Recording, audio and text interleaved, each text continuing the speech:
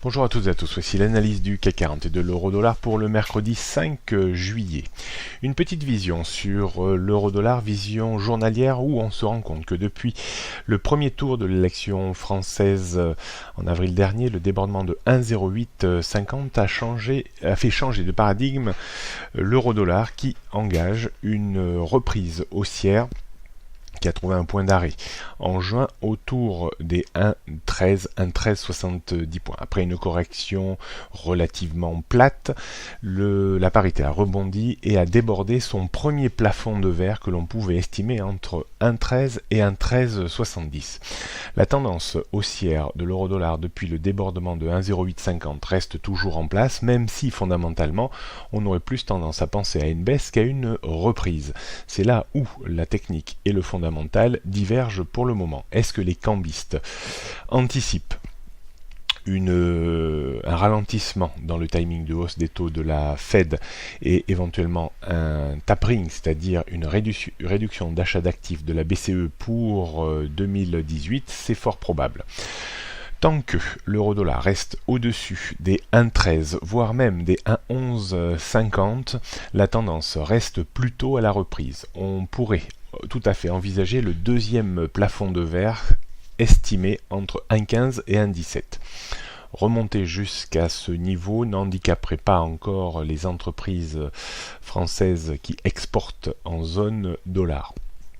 Par contre, attention, en cas de débordement de 1,17, on pourrait grimper très rapidement vers 1,20 et là, on commencerait à reparler du niveau élevé de l'euro qui pourrait bien entendu pénaliser nos exportations et donc par conséquence les valeurs cotées. On surveillera attentivement durant cet été cette zone que j'ai définie tant qu'on est au-dessus, je vous rappelle de 1,1150, 1,13, la tendance reste toujours à la reprise. On jette un coup d'œil maintenant sur le CAC 40, en données journalières, on reste toujours coincé un cran plus bas que ces dernières semaines, à savoir piégé entre 5120 et 5220, 250 points environ. Il faudra déborder 5220 dans un premier temps, 5250 points dans un deuxième temps. On baissera un petit peu ce niveau dans les prochains jours pour effacer la mauvaise performance de la semaine passée. Attention par contre, si le CAC 40 s'enfonçait et perforait les 5120 points, on passerait dans une vague de correction supplémentaire qui pourrait nous ramener sur la tendance moyen début long terme de l'indice français en direction des 4900-5000 points. Bien entendu, il faudra regarder Wall Street pour affiner un petit peu ses prévisions, mais Wall Street reste quand même très topiche depuis quelques semaines également, notamment sur le Dow Jones et le SP 500.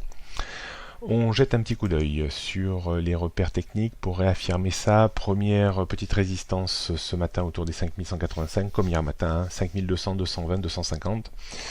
Support également 5150, 5120, niveau très important à surveiller. En dessous, glissade à prévoir sur 5100, 5000. Tendance moyen terme, on s'accroche toujours, tendance début moyen terme, on s'accroche toujours à la zone 5125-5150. Tendance long terme, haussière au-dessus des 4650 points, on pourrait définir une tendance moyen début long terme au-dessus des 4009-5000. Tendance court terme, bien entendu, orientée à la baisse tant qu'on n'a pas la capacité à remonter au-dessus des 5220-5250 points. On fera baisser d'une dizaine de points, je pense, les 5250 points d'ici demain ou après-demain. On termine par le CAC 40 en données 15 minutes. On voit parfaitement bien cette zone un cran plus bas que ces dernières semaines, 5120, 5220 points, donc 100 points de range. On pourrait même monter ici jusqu'à 5250 points.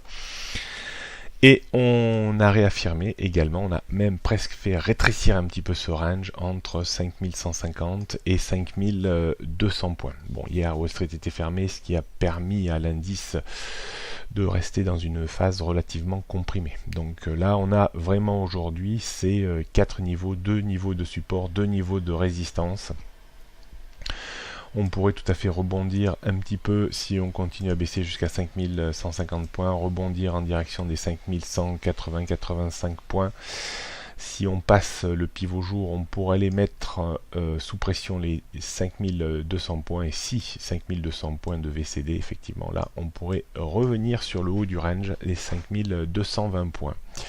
Attention par contre, si on casse 5150 points, on pourrait remettre en danger ce niveau ultra important autour des 5120 points. D'un point de vue stratégique, pas facile, hein, bien entendu, puisque on est de nouveau dans un range qui a tendance à se rétrécir un petit peu, donc pas toujours facile, surtout quand on est un peu au milieu des ranges.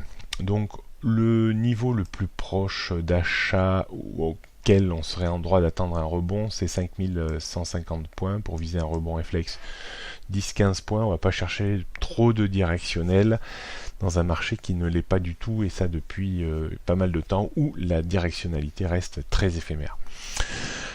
On pourrait également vendre un petit peu à découvert le haut de la zone ici à 5200. 220, c'était un peu les stratégies d'hier pour viser un rebond de nouveau de 10-15 points. Est-ce qu'il faudra vendre la rupture de 5150 points? Ça peut être l'occasion, effectivement, si on casse, on bute un petit peu, on n'arrive pas à repasser au-dessus de 5150, on pourrait vendre un peu pour viser 15-20 points et éventuellement tenter des petits rachats. Des achats même sur 5120 points pour viser de nouveau un rebond réflexe. Voilà, ce sont des stratégies quand même très étriquées, il faut faire attention, plutôt travailler des zones de support assez connues depuis ces derniers temps, plutôt que d'intervenir un petit peu au milieu de nulle part. Bonne journée à toutes et à tous et à demain.